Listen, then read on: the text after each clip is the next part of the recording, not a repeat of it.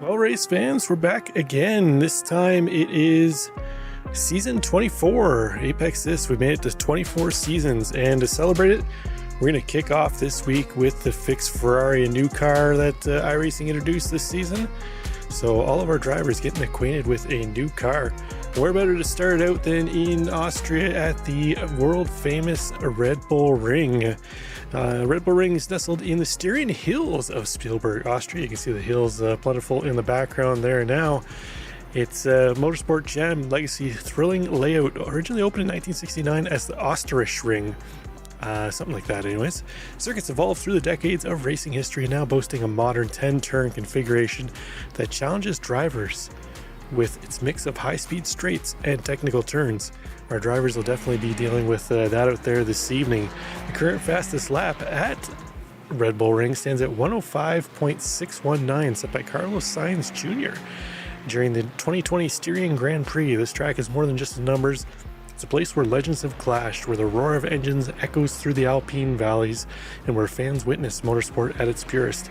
From its transformation into a A1 ring in the 90s to its rebirth as the Red Bull Ring in 2011, the circuit's a testament to racing passion and innovation. Whether you're a die-hard fan or a curious newcomer, the Red Bull Ring never fails to deliver drama, speed, and spectacle. Hopefully we'll see a whole bunch of speed and spectacles on display here this evening by our drivers. Currently on board here with Uwe Hale as we're about halfway through qualifying this one. Let's kick up the numbers here. No lap times in so far, so we'll have to see how our drivers fare here shortly as the times start to kick in. There we go. Mark Miller going to sit up top of the pole this one early on. He's currently got a 128.753. That puts him 0.6 ahead of Sean Teeters. Nice showing right now by Mark Miller. See if he's able to hold on to that one. There's still plenty of time left to go in qualifying here, but usual 12 race season shaping up in Apex this. Our drivers will travel to a various number of tracks. So take a look at the schedule here now.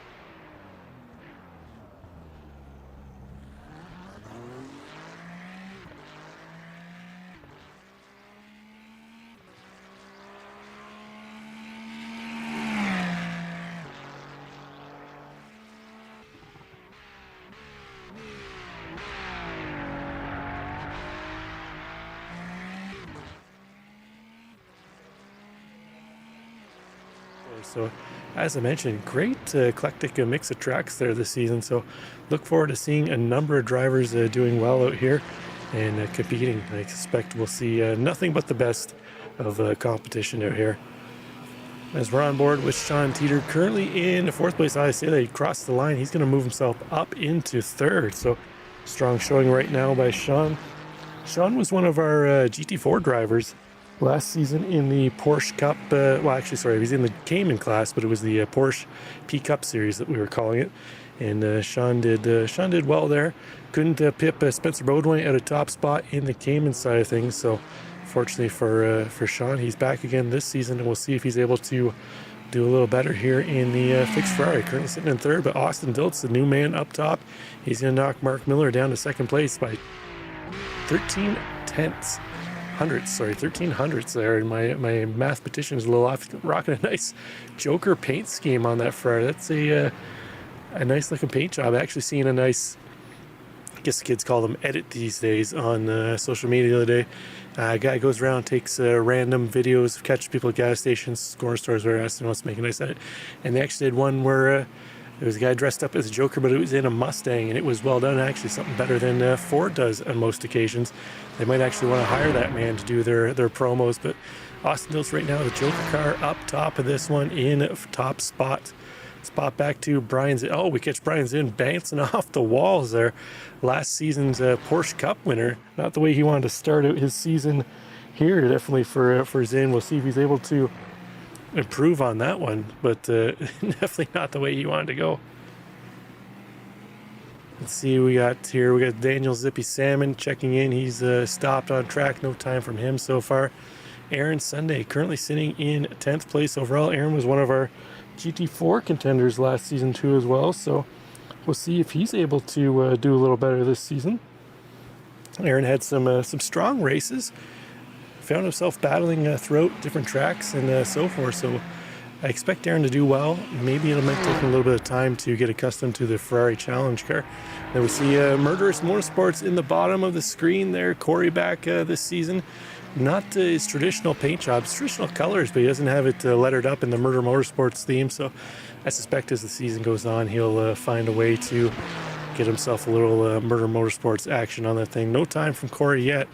We'll see he's heading into turn 1 there now, just on his outlap. So unfortunately for Corey, he hasn't put in a time to this point, but we'll see if he's able to do something a little later on. Only a few cars left on track.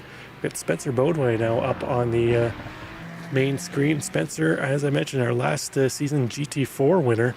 So see if Spencer has something to offer in the fixed Ferrari side of things here. But right now, no time on the board. See if he registers this one as it comes across. He is. That's going to put him up into 12th place. So nice run by Spencer that time by.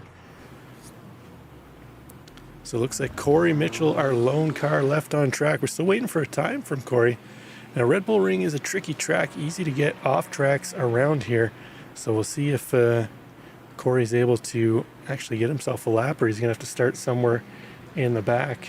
Right now, not shaping up to look real good for Corey. But still waiting for Daniel Salmon to set a time. He's just parked on track, having a bit of a tea, as some Brits are known to do. Waiting for Corey. Corey, our last car on track. He's going to have enough time to just barely cross the line. Looks like 10 seconds to go. We'll see if Corey is able to pip a time here. 3 seconds. Oh, it's going to be close if he gets caught the line. Oh, Corey just able to set a time. He's only going to pick up 2 spots, though, unfortunately for him. So we'll see how Corey does. That practice that he just put in is able to help him advance up through the field here, or if he's going to need a little more time to figure out the car and track combo. But we'll take a look at the grid here. As there we go, Austin Dilt's up top of this one. Mark Miller is going to start to his outside. We'll have Sean Teeter and Ozik Sulu behind them, followed by Joseph Marr and Brian Zinn. And then we've got Aaron Sunday and Justin Atchison going to make up row 4. Sean Giroux and Christopher Diaz in 9th and 10th. Daniel Sippy Salmon in 11th. Spencer Bodway in 12th. Then we find in 13th place Rob Fellon. Rowan Bykoff going to start 14th. Corey Mitchell, as I mentioned, moves up into 15th. Uwe Hale in 16th. And we didn't see a time from Raul Alves, so we'll see if he makes it to the grid. So as we just wait for our drivers to pit up. Jeez, tripping over my tongue already. Get to their spots on the grid here. We'll take a look at the conditions. We've got a 69-degree air temp, so a beautiful day out there for our drivers. Shouldn't be much as far as tire wear. So I expect plenty of time for our drivers to manage to move themselves up through the grid here. Looks like we're waiting on a couple cars left to grid up. Just waiting on Daniel Salmon to hit the grid, and looks like that's about it. All of our drivers are on track. Uwe Hill, looks like Raul's going to start at the back. He didn't set a time, but he will grid up. So there we go. I believe we're doing another, I forgot to check, I think this is another 35-minute race. Same as last season on the Sundays. Our drivers will be fuel limited. They will have to make a pit stop at some point in time, so we'll see how they manufacture that. When somebody comes in early, if they're going to wait a little later, see if it moves along. But there we go. So we're doing a full pace lap 2 as well. As the field takes off from the grid, so we have the front half of the field there, led by Austin Diltz and Mark Miller. See Corey Mitchell, and I believe that is Uwe Hale, Raul Alves on the bottom screen. Our drivers still getting accustomed to the car. The Ferrari Challenge comes with the new tires that came in on the GT3s this season, but a slight variant because they don't actually use the same compound, same tires as the GT3s, but it is the new tires. which if anybody's driven the new GT3s, they can be a little tricky when cold. The Ferrari Challenge, not so much. It's a little more grippy on the new tires, but it doesn't have quite the braking capacity of the GT3 cars. You really have to brake early in the Ferrari Challenge car to not venture off track. So it'll be interesting to see how accustomed our drivers are to the braking nuances of the new car, if they've been able to adapt to it and accommodate to it. But we'll see how that works out as the race goes on. We still got this full pace lap to do. As I mentioned, only 10 corners at Red Bull Ring here, but that limited number of corners makes it up for the advanced opportunities to get off tracks. It's very easy to get off tracks at the Red Bull Ring here. The off track confines are so tight. Basically, if you move the middle part of your car over the middle section of those red and white curbs, you're going to get flagged for an off track on virtually every corner. I think there's one where you can push it a little further than the rest, but more or less if you follow that baseline, you'll get an off track or not get an off track in most of those instances.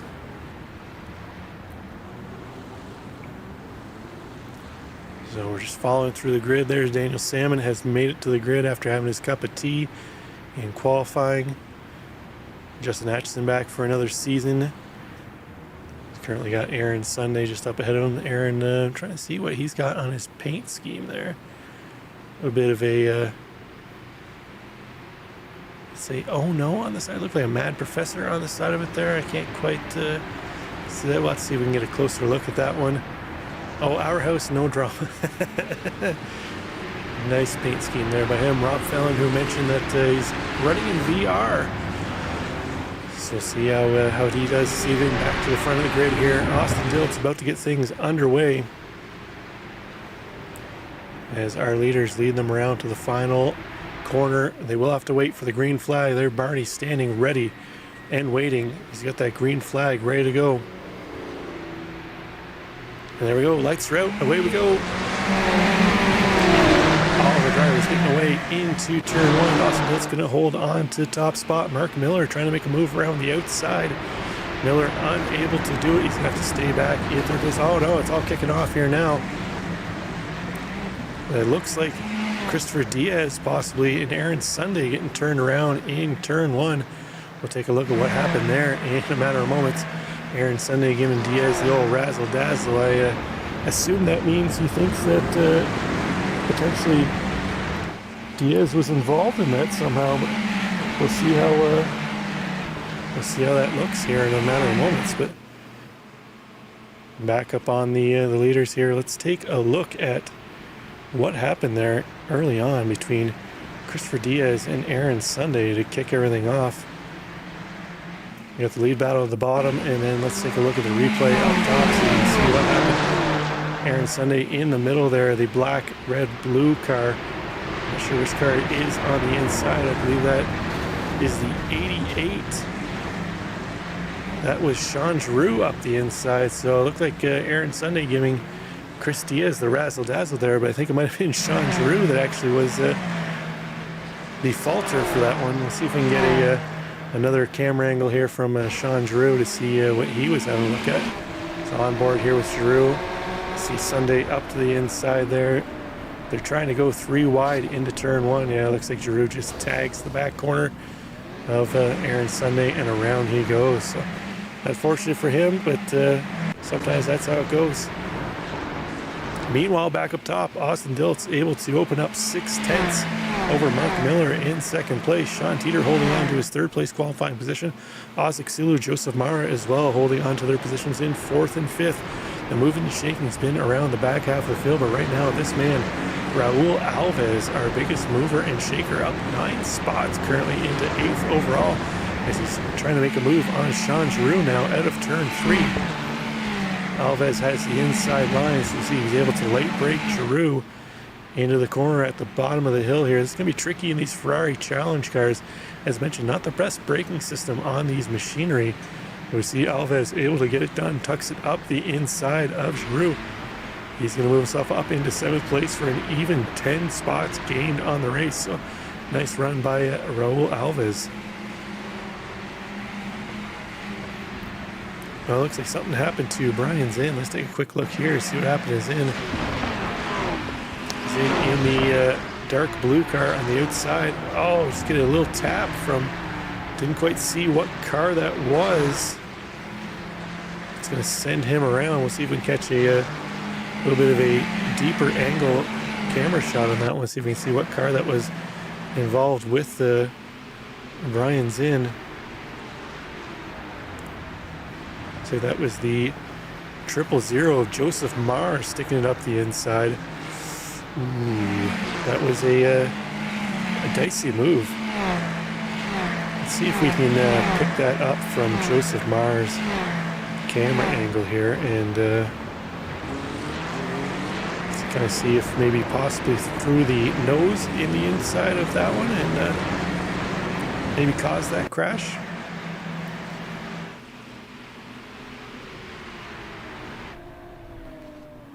Yeah, I just tried to tuck it up the inside. Wasn't enough room there.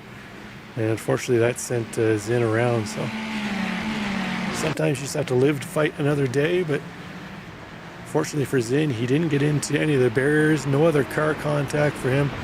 Able to just get back on track. But Raul Alves, during that time, managed to get around Justin Atson, move himself up into 6th place. Next up on his hit list, Joseph Marr, only 0.6 up ahead. So Raul... I don't know if he's got a bit of a fire in his kitchen or what, but he is on the move. Check back in our leaders. Austin Diltz still holding strong up top, holding steady about 6 to 7 tenths. Opened up to about 8 tenths in that last sector over Mark Miller, but goes a little wide out of the final corner, has to back out of it. Not to get a slowdown through that section. That's going to allow Mark Miller to close that gap a little bit, but they've dropped Sean Teeter off the back. Teeter's fallen about 2.8 seconds back of our leader, Austin Diltz. He's got Oz Exceed not too far back in him. Oz about a 1.5 seconds back of Sean Teeter. So they're going to have a little battle for 3rd place. But right now, the lead battle is starting to shape up as Mark Miller, strong run through the opening sector of this lap. He's closing in on Austin Diltz. Diltz going to have a little bit of a couple mirrors full of that yellow Ferrari in the background. Mark Miller has been strong in the past, strong in the Porsche Cup. I believe he might have finished 2nd to Zinn, if I remember correctly, last season in Porsche Cup. So Miller has the speed. He was able to handle the Porsche Cup, which doesn't have ABS, doesn't have traction control. He does have ABS and traction control in this car this season, but he's got about half the braking power that the Porsche Cup had. So we'll see if he's able to deal with Austin Diltz up ahead. But meanwhile, the man on the move, Raul Alves, has gotten around not only Joseph Marr, but he's gotten around Oz Exulu too as well. So let's take a look at how Raul Alves made his most recent moves up through this one in a matter of moments. It looks like we got potential going on here between Maher and Exulu. Joseph Marr looks to the inside of Oz Exulu. He's going to take that spot away. It's going to drop Oz down 2 spots from where he qualified. So we'll see if he's able to recover on that one and move himself back up through the field. But right now, just kind of maintaining that 6th spot. So, as I mentioned, we're going to take a look at how Raul Alves got around Oz Exulu. So, take a look at the top screen here. It looks like Raul moving to the inside of turn 5. Nicely done. He's going to take that spot away from Oz Exulu and drop him down. It's a nice run by Raul. Shaping up to be a good race for him. Check back in that lead battle as Mark Miller got that gap down to 3 tenths now, behind Austin Diltz, within striking distance. We'll see if Miller puts some pressure on him. If he just stays there, tries to save a little bit of fuel. Might be a best stop to try and save some fuel, passing through the pit strategy.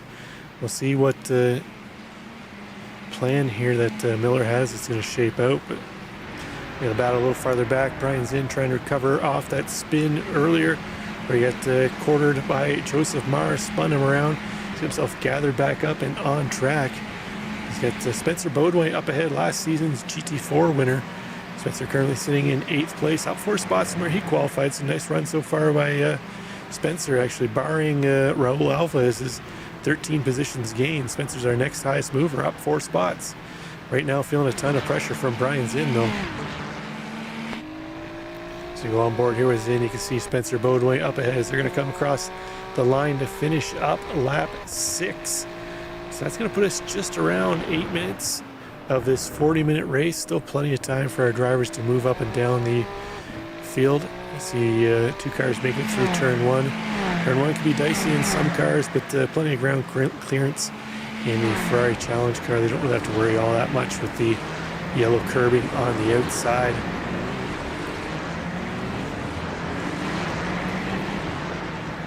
Roman Bykov up 3 spots too as well.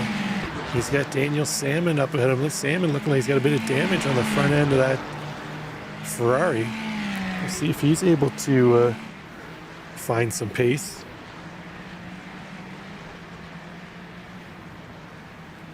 It's like Roman. I'm surprised that nobody must have made a Coors Lightning paint scheme yet as Roman Bykov. Normally you can set your clock by it that Bykov will run a Coors Lightning paint scheme. It looks to the inside of Salmon. Salmon trying to fight back.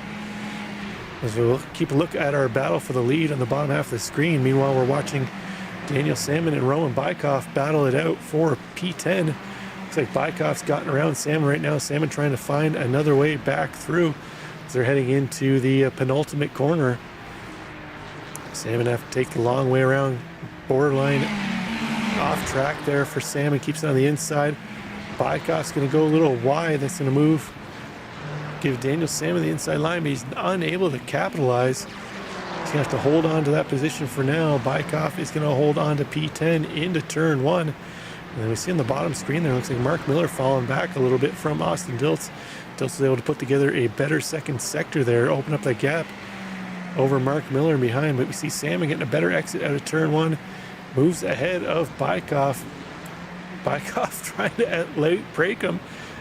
Brave move with how terrible the brakes are on these Ferraris. He's going to get that spot back again from Daniel Salmon. So we'll see if Salmon has something to offer. But meanwhile, while they battle, Sean Giroux is kind of lurking in the background, not too far away. The longer they battle, the easier it will for him to kind of close that gap. And it looks like Bykov finally able to start to open up a gap over he and Daniel Salmon. Looks like the same thing happening for Austin Diltz in behind there as Diltz has now opened up 9/10 over Mark Miller in second place. So our closest battle right now is between Raul Alves and Sean Teeter. As Alves has just gotten around Teeter to take over third spot, so he's now got himself into a podium position.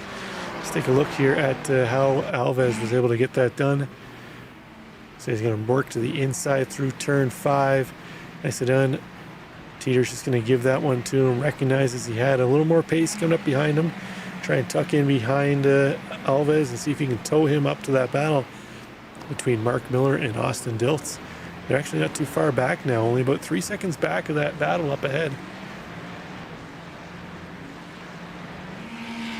So see how quickly the two of the Ferrari drivers can close in on that top spot.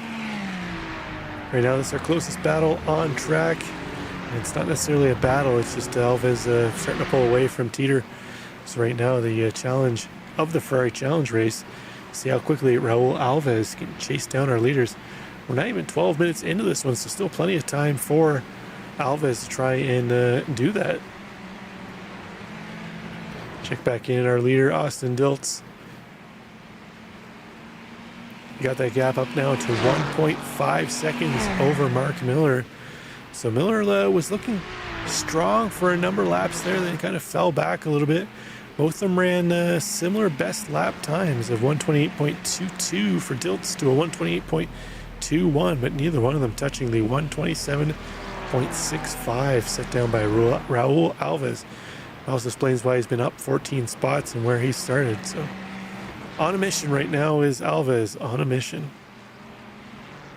Check back in a little farther in the field. Corey Mitchell up 2 spots, although he's missing the front end of his car.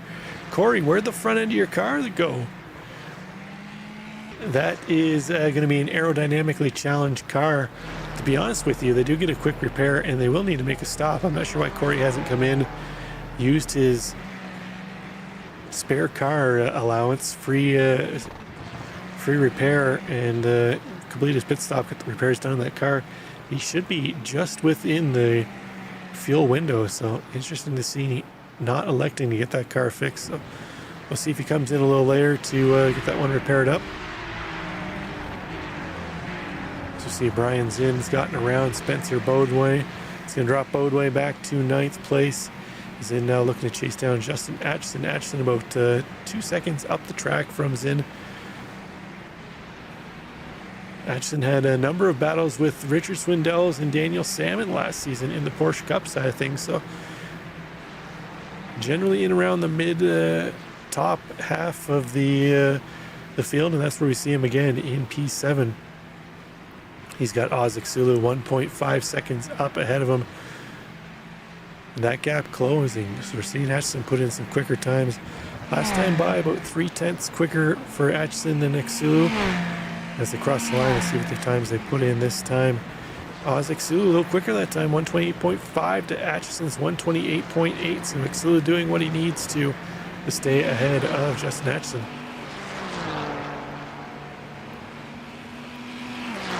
So let's see here. We've got a looks like a battle shaping up here between Aaron Sunday and Uwe Hale. Sunday in the multicolored Our House No Drama car, trying to chase down Uwe Hale in the green and blue machine up ahead. We saw Sunday get wrapped up in that turn 1 incident with Sean Giroux and Chris Diaz was a bystander. Oh no! Speaking of incidents, Uwe Hale is going to lose the back end, and off track he goes. So let's see if he gets that sorted out. Let's take a quick look here at what happened to Uwe Hale. So he just came in a little hot, lost the back end. Not a whole lot of downforce on these cars. You start sliding around like that, and next thing you know, back end snaps around just like that, and you're off into the wall. But looks like he kept it off the wall. Once he gets straightened out, he'll be able to get back on track. Speaking of on track, the not Coors Lightning machine motoring around, as it looks like we've got Uwe Hale and Daniel Salmon in the pits. Sure if these are scheduled pit stops or not, but they are our first taker. While Uwe Hale we just saw off track, so he's taking advantage of the time lost by heading into the pits now to use his pit service.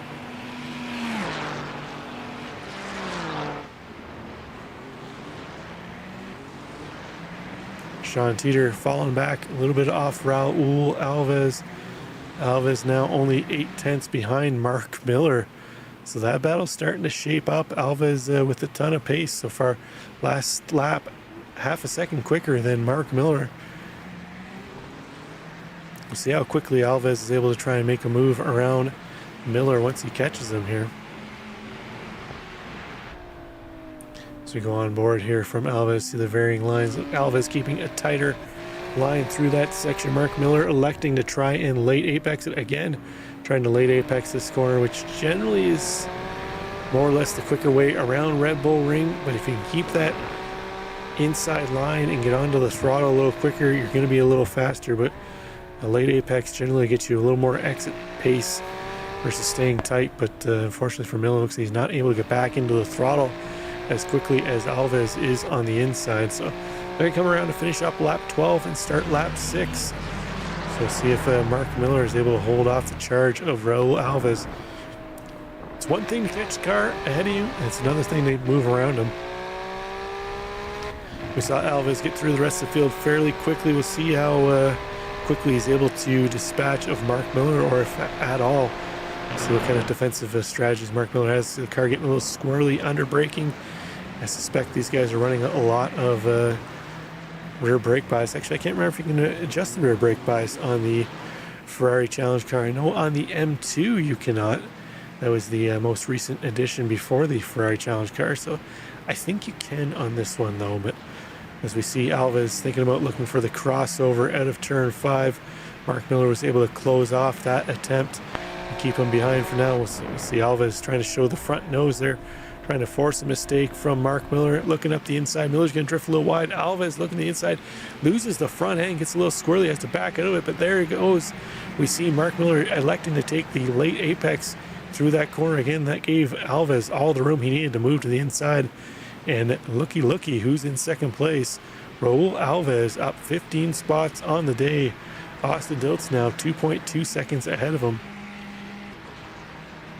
So we'll see now if Austin Diltz is able to pull away from Raul Alves, but That last sector, a slow sector for Diltz. Although he's going to put in his quickest lap of the race, 127.8, but he lost about 2/10 on Elvis through that final sector. So we'll see if Elvis is able to chase down Diltz. We see Diltz just up ahead there, kicking a little dirt and debris and grass up in the air at Raul Alves in behind, trying to get him off his game. But as it stands right now, Austin Diltz still leading the way in that Joker machine, but it looks like it's only going to be a matter of time before he's going to have a handful here with Raul Alves. Looks like there might be a little bit of damage on the front end of Alves' car. Let's see if we can get a close-up look at it here. Yeah, definitely got a little bit of damage on the front end there, so it's hats off to him. He's got that aero damage as well as putting in the quick lap time, so well done by him. Generally that is definitely going to slow your car down, so we can only kind of assume what kind of lap times you're putting in without that aero damage. But we've got a race shaping up here between Justin Atchison and Brian Zinn, as well as Ozzik Sulu. 3-car battle for 6th place.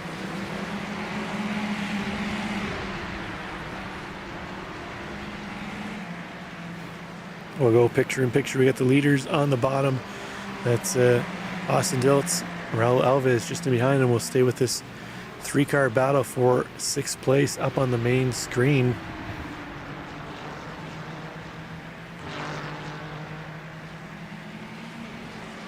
There we go. So on board Justin Atchison. He's the meat in the sandwich here, trying to chase down Ozzik Sulu up ahead. Meanwhile, trying to hold off Brian Zinn. We got Austin Diltz still leading the way. That gap down to 1.5 seconds now between Diltz and Alves. Meanwhile, Atchison pushing hard on the back of Exulu. Brian Zinn might be in the best seat here if something were to happen between Atchison and Exulu up ahead. He'd be able to take advantage of that opportunity there between those two drivers. This would go on board here with Zinn. You can see that battle raging just ahead of him. Doesn't look like Atchison going to try and make a move on Exulu into turn 5, but Zinn might have enough room to make that move up the inside, but not enough overlap to make that stick. He's going to have to back out of it and try and find another opportunity to make that move around. Oops, that's not the graphic we want. There we go. So Ozzik Sulu defending well right now against Atchison. He's able to hold off that charge from Atchison. We'll see how long he can defend. It's hard to drive quick laps when you're busy looking out the rearview mirror at the car behind you. A little slower penultimate corner there for Exulu. Had to back out of that one. That's going to give Atchison a nice run down the front straight. We'll see if he makes a move here into turn 1. Tries to get a little later on the brakes, but unable to make that move stick. So he carried a little more speed out of turn 1 and down the front straight. This could be it. This could be the move for Justin Atchison. Let's go on board here, see if he dives to the inside. No, again, not making the move on Exulu. Can't get much closer than that where he is right now. So we've had an incident from Rob Fellon and Aaron Sunday. We'll take a look at that here in a moment. But Alves has that gap down to 7/10 now. You see him lurking in the background. He's got Austin Diltz in his sights up ahead. Diltz going to drift a little wide, taking that same kind of line that we saw Mark Miller take early on. But we saw what happened was Alves was able to dip to the inside and take advantage of that.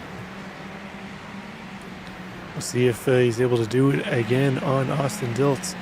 Meanwhile, Atchison up top, drifting back a little bit from Exulu, falling back into the clutches of Brian Zinn. He's having to go from being on the offensive now to being on the defensive to try and hold off Zinn. Oh, Zinn's going to get squirrely. Oh, he almost lost the back end. I'm not sure if he was able to clear the pit line there. Heading into the pits, that might have been a unsafe entry. Let's see if Zinn gets a penalty for that one. But right now, he is in for his service. If he didn't get the penalty, this could be a wise move. Look at the two cars in front of him. Might have been a little bit slower than him. So he's able to try and take advantage of the undercut here and move around them. We're past the halfway mark, so I suspect we'll see more and more drivers into pit road here. But check back in this battle here between Atchison and Xulu. It's our closest battle on track right now, other than the lead battle, where it looks like Austin Diltz has dropped into the pits too as well that time by. That's going to give Raul Alves the lead now, so we'll see if Alves is able to open up a gap over Austin Diltz. But right now he's the man on the mission, up 16 spots. He still owes us a pit stop. Actually, our highest ranking driver right now with pit stop is Austin Diltz in 9th place. He was our leader beforehand, so we'll see how that plays out for him as he's just moved around Roman Bykov.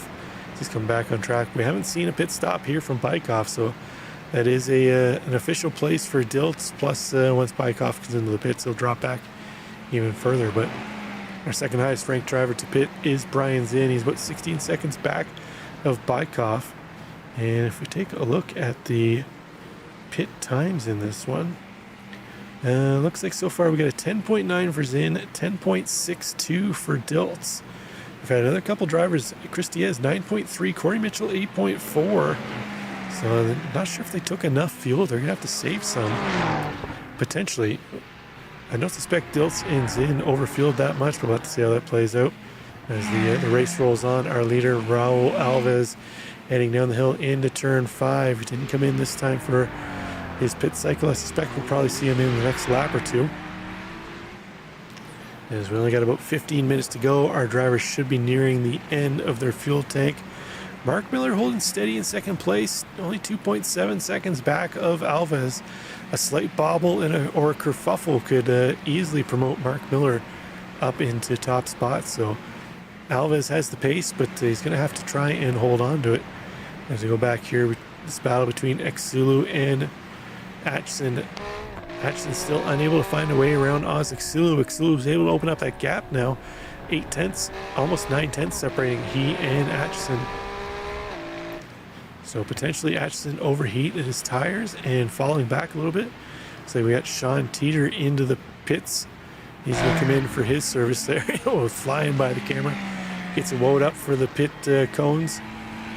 So see where he cycles through. He should come out, I suspect, just before Brian Zinn in around that area. So right now Zinn in 10th place should promote up a couple spots. We'll see where he cycles through here as we go back and more with Zinn. As he's coming up to the penultimate corner. Actually, Teeter might come back out ahead of Zinn. It's going to be tight. We'll see Zinn into the final corner now. And around he goes. Teeter still in his stall. He's exiting the pits now. And there goes Teeter. And Zinn nowhere to be found. So he's going to actually hold about an 8-second gap over Brian Zinn. So my calculations were a little off, but I did have him coming out right in front of Zinn. Just not as close as I thought it was going to be. So Raul Alves electing to go around another lap. This should potentially be his final lap of fuel. Let's see if he ducks into the pits this time by. Holding it tight to the inside line. No, he's going to go around one more lap. I didn't check and see what they were limiting the fuel on, but traditionally it's been about 45% or so of the fuel tank they limit it to, which forces a pit stop. But looks like we're waiting for all of our top 6 to come in for fuel and Roman Bykov. The cycles through that we have had have opened up a little bit of a gap in the field here, as the battle between Atchison and Xulu is still our closest battle on track, but I suspect once the rest of the top 6 cycle through their pit stalls, it should close up those gaps a little bit.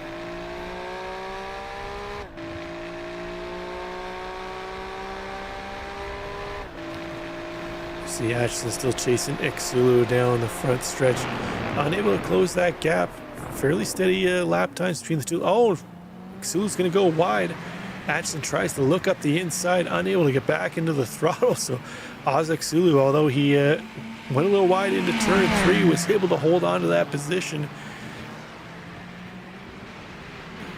An error that wasn't so costly. You don't find those very often. Usually they cost you an arm and a leg and a bit of a hamburger. Our leader, Raul Alves, into the penultimate corner as well. He's got to come in this time, right? No, another time by. As we're nearing 10 minutes to go in this one, still waiting for pit stops from our top 6. Spencer Boneway, nice run by him so far. 6 spots gained on the day as it stands. He's bound to lose 1 or 2 though once he comes in for his pit cycle here. He is holding 3 seconds over Austin Diltz, who has pit already. Roman Bykoff in 8th has not pit. Sean Teeter in 9th has. He's approximately 12 seconds back of Beaudoin. Zinn 20 seconds back. So right now it looks like Beaudoin would come out somewhere around 10th or so once he pits.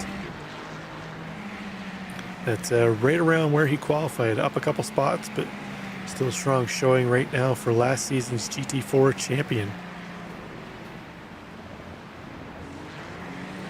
Looks like Exulu able to recover from that off track in turn 3 last time by. Open that gap back up between he and Atchison to 7/10.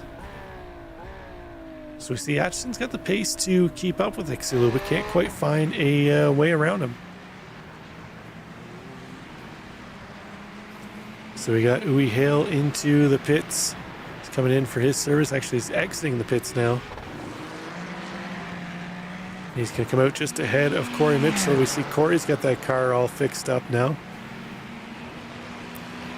I still don't understand why Corey didn't come in earlier and get his service done, but is what it is. Up 3 spots for him as it stands right now, taking advantage of unfortunate races for Rob Fellon, Daniel Salmon, and Uwe Hill.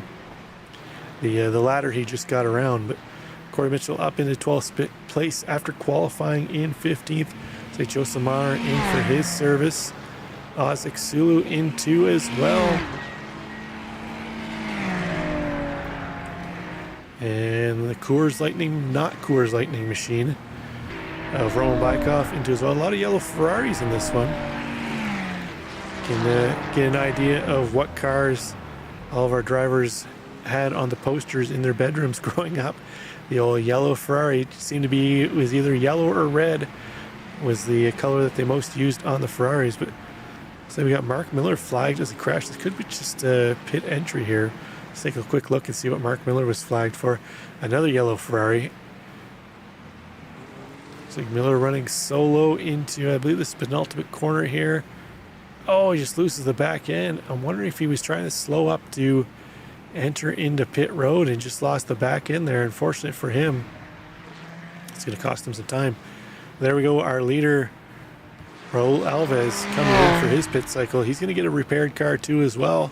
He's going to get that damage fixed up on the front end. So we'll have to see where Austin Diltz is on track to see if Alves has put in enough quick laps there to maintain his position over Austin Diltz. See Diltz heading into the second to last corner here now. Alves still in his stall getting service. He's now leaving his stall. Diltz heading down onto the front straight. There we see Diltz coming through. Alves exiting pit lane now. He should easily hold on to P1. There he is back on track. Diltz exiting turn 1 now. 4.5 seconds gap as Diltz heads out of turn 1, giving the razzle dazzle to Raul up ahead. I think that was more or less a nice job. Nice undercut there. Well done. Our last few drivers exiting out of pit road, Justin Atchison, Spencer Beaudoin, our final driver to come in and service his vehicle. But the man of the day right now, Raul Alves, our driver of the day, moved up 16 spots from dead last on the grid to top spot on the podium right now. Well done by Raul. Well done.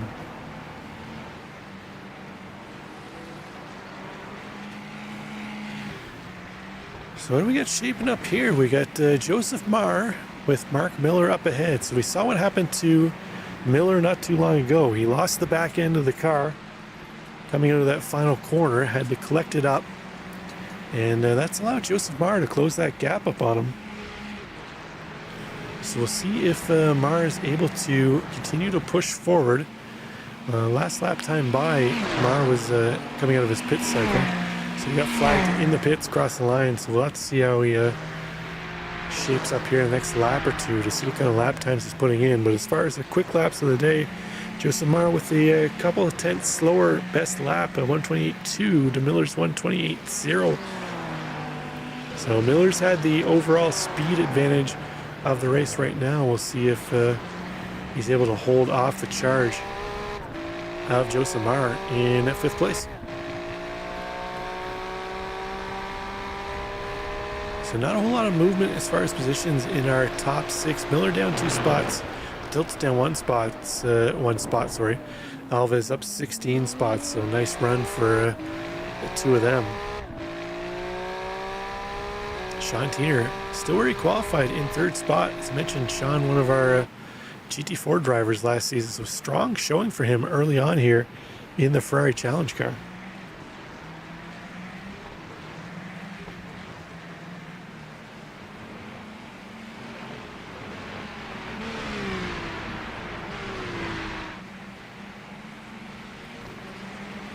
Okay, we've got just over 5.5 to go. All of our drivers come in for service. Austin Diltz put in the quickest lap last time by, 127.8. So he's showing he has some pace, running out of time to potentially make a charge to the front to try and snatch back his top spot.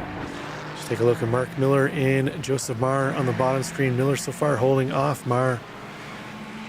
Mar had that little charge when they came out after the pit cycles. Thought he could try and take advantage of Mark Miller's mistake early on, or not early on, not long beforehand.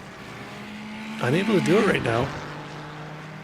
Miller holding him off strongly in 4th position, although down 2 spots from where he qualified. But I think at this point in time he would take it. A little bit of a up and down race for Mark Miller. So we got another yellow Ferrari here, Roman Bykov.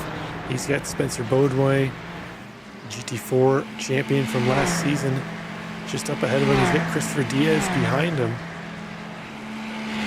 So this could shape out to a bit of a 3-car battle for 8th place here with time running down.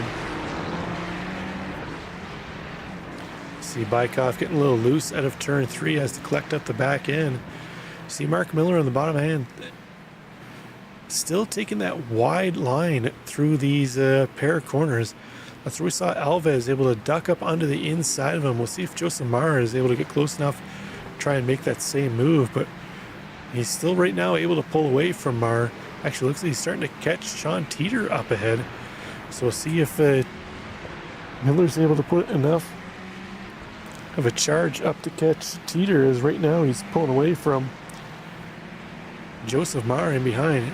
As we see on board here with Teeter currently holding down final step on the podium. You can see Mark Miller getting ever so closer in the background there. Meanwhile, speaking of backgrounds, Christopher, oh no, sorry, that wasn't Diaz in behind. Which green Ferrari is that? It's in behind Roman Bykov. I believe that might be... No, that's not Rob Fallon. Who is that? The Monster Angel. That's Sean Giroux in behind Bykov. So Instant Giroux now a lap down to Bykov, but he is right behind him on track. So it's a bit of a non-battle. So go back up here to the battle between Sean Teeter and Mark Miller. Miller getting ever so closer, running out of time. Under 2.5 minutes, or sorry, under 3 minutes to go. Just over 2.5 on this one. Miller running out of time. The battle up front, Alves now got that gap to 6.5 seconds over Austin Diltz. So barring any major mistake, that's going to shape up and ship out the way it's standing. Have a look back here from Teeter. You can see Mark Miller lurking in the background.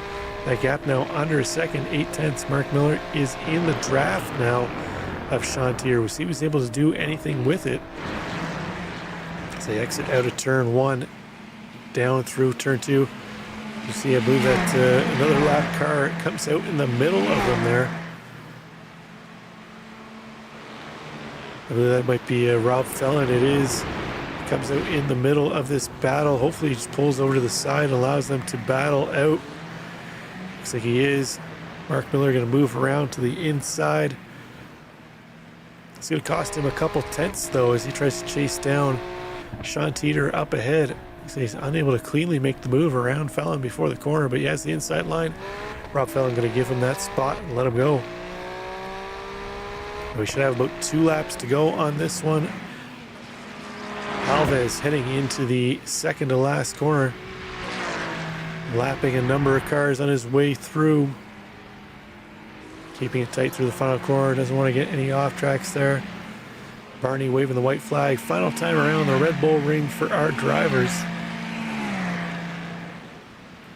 Raul Alves, dominant race. Check back into this battle between Miller and Teeter.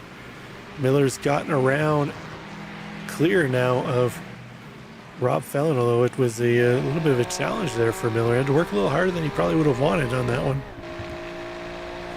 It's allowed Sean Teeter to open up 1.2 seconds as they head into turn 1. We'll see what kind of exit that Mark Miller gets here if he's able to charge up after Sean Teeter up ahead. Teeter actually able to open up that gap even further on Miller, so as long as Sean Teeter can bring this one home clean, he should be able to hold on to that position. He's going to battle Christopher Diaz catching up to Roman Bykoff in behind. They're going to cross the line to get their white flag lap in here. Bykoff currently down, holding down 9th spot, up 5 spots on the day. Diaz right where he qualified, in 10th spot, so nice run by him so far, able to hold on to that position. Looks like it's all she wrote for Mark Miller. That gap now opening up even further, 1.8 seconds back of Sean Teeter.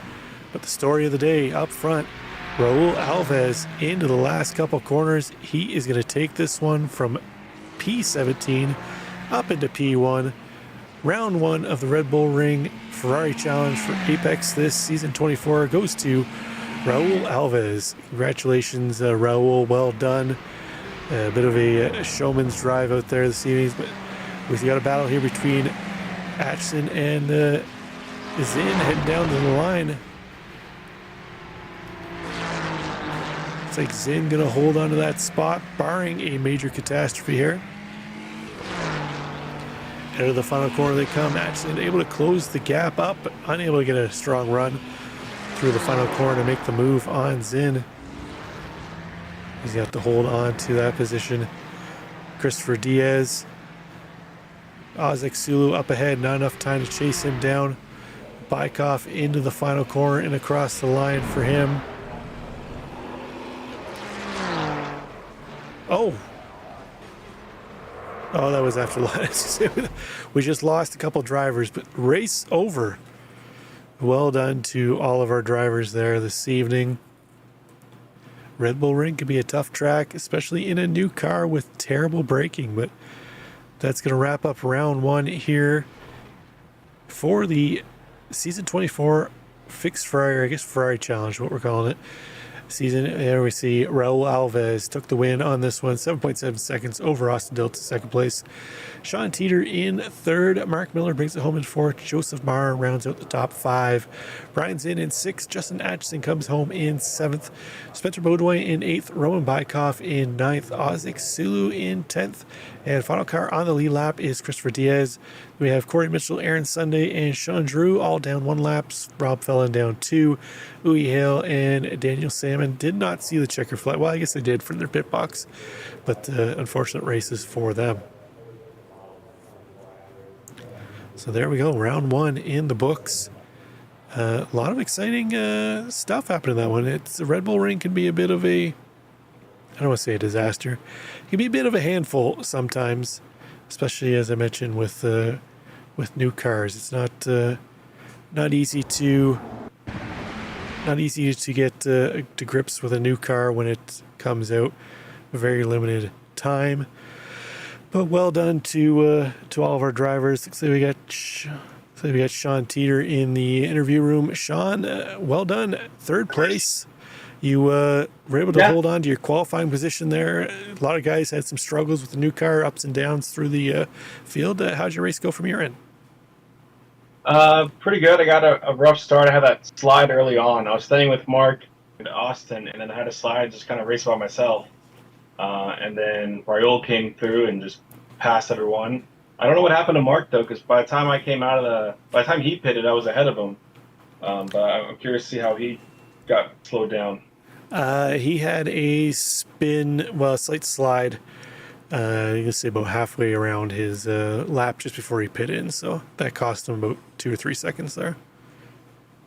Brutal. And then he had me in the second last lap, and then back marker kind of got in our way a little bit because I had another little slide, and I thought he was gonna get on me real fast, but I got a little lucky. But it was for the most part pretty clean. I was pretty happy for the first Sunday pro race. How do you like the new car? Did you do much driving in the Ferrari? Well, they just kind of had different gearing before, but the Ferrari Challenge car beforehand? I didn't do a whole lot, but I mean now it's between the different tires, and I mean this car has just so much more power. It's a lot of fun to drive, but it's a lot of throttle control for sure. Yeah, and it doesn't have the greatest braking from what I've kind of noticed in the limited time that I've driven it. But next week we head to Watkins Glen. How you feel confident heading in there with the new car?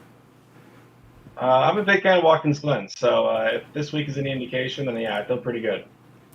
Yeah, Watkins is a bit notorious for lap 1, turn 3, I guess would be through the S's carnage. So hopefully you can manage to find your way through there next week. Well done on podium position here this evening, Sean, and best of luck next week.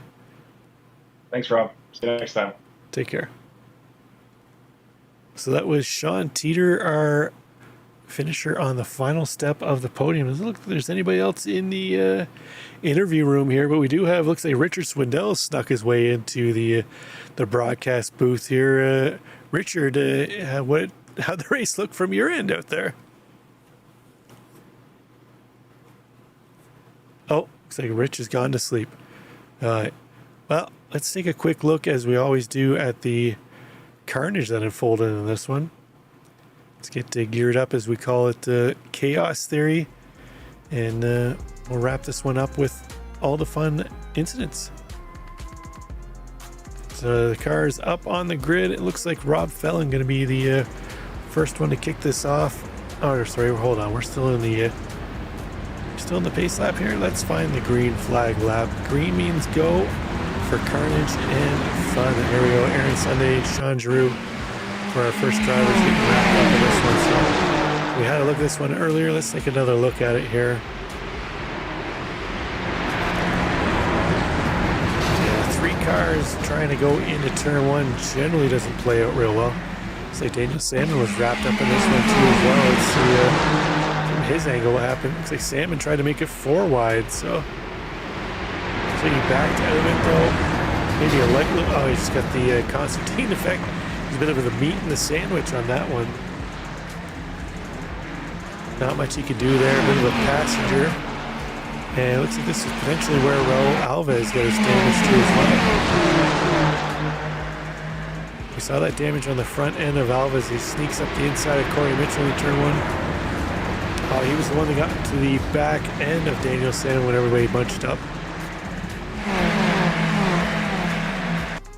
We got Ronald Bike off and Uwe Hale on the outside of this one. Number of cars. What do we got? 1, 2, 3, 4, 5, 6, 7, 8 cars involved in the lap 1, turn 1 incident. Possibly 9 here. Christopher Diaz was in this one too as well. He was. Diaz was the car that went off on the outside, so 9 cars. 9 of our 17 cars involved in the turn 1 wreck. So 8 drivers made it through turn 1 cleanly.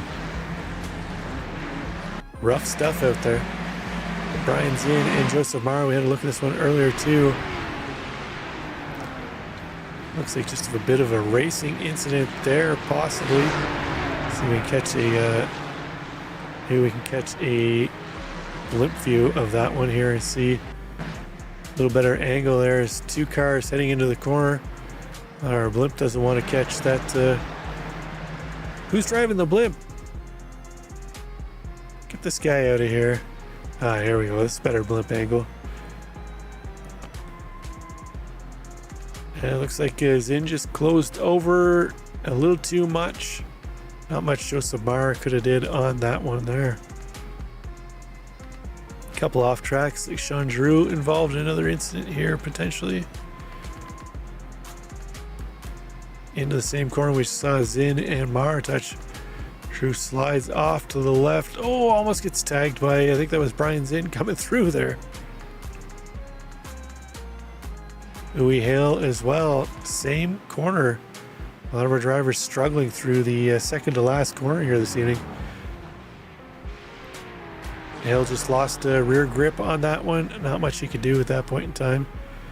It was a nice save though to avoid going off into the barriers. Looks like Sean Giroux potentially here again. So he's got Christopher Diaz in behind him. Looks like Giroux gonna solo slide off again. Almost a carbon copy of what he did before. Oh, Diaz has to get woed up really quick not to get into the back of Sean Giroux. Let's see if we can get a nose shot here from Diaz. Oh, looks like he just barely would have touched him through there, but not much he could have done at that point in time. See what happened to Rob Fellon. Again, into the second to last corner.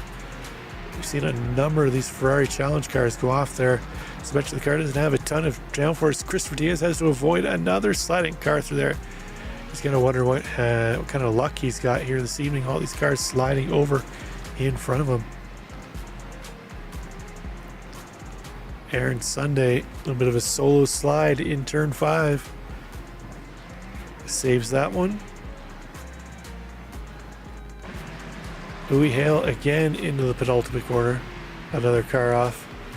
Uwe was one of the ones we saw earlier. Oh, almost a carbon copy what happened to him earlier. Just a little further into the corner. I believe Uwe Hale and Ozzik Sulu get tied up here in this one. Potentially? Question mark? Oh no. Hale just goes deep into the braking zone. Ozzik Sulu, we saw this one. This is going to be similar to what we just saw happen to Hale. So they're going to go deep into braking. You see the car just not getting slowed up as quick as he needs it. Fortunately for him, Atchison was unable to make the move around the inside. See what happened to Rob Fellon here again. Into the penultimate corner again. And in front of Chris Diaz again. That's 3 times now. Chris Diaz has had a car spin in the penultimate corner in front of him. Oh, man. And then here, the incident we just talked to Sean Teeter about. Mark Miller. Solo spin again into the same corner. Or no, so that's turn 5, sorry, for Mark Miller. Keeps it off the wall, able to get back on track now. Corey Mitchell, let's see what happened to cause Corey to lose the front end of his car here.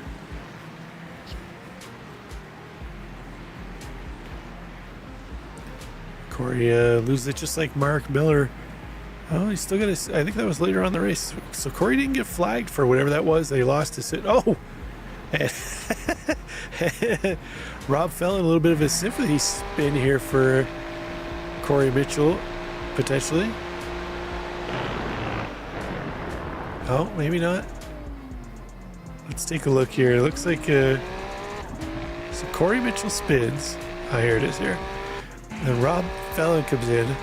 I don't know if he just broke when he saw Corey Mitchell or what, but comes around the corner and then hello, there's Corey. A little bit of a parking lot there for those 2 drivers. You see them, Austin Power turning around, get back on track. And away they go. So we got another one here for Uwe Hale. Again, second to last corner. I think it's safe to say Uwe Hale probably despises this track in this corner now. Carbon copy of the other 2 spins. Oh, this time, unfortunate for him, he does get into the wall. It's a good night for that car. Sean Giroux. Oh, we haven't seen anybody really losing into this corner yet. Looks like Sean's going to be our first taker there. And the final one, Christopher Diaz. I believe this is the Christopher Diaz's luck ran out here after having cars spin in front of him. Finally, he's going to lose the back end himself. So after seeing 3 other drivers do it in front of him, Christopher said, hey, I'll have some of that, and got involved. So that'll do it for this week, round 1 of season 24 at the Red Bull Ring. Congratulations to all of our drivers. Raul Alves taking the win, Austin Diltz and Sean Teeter rounding out the podium. We'll be back next week at Watkins Glen. Until then, bye for now.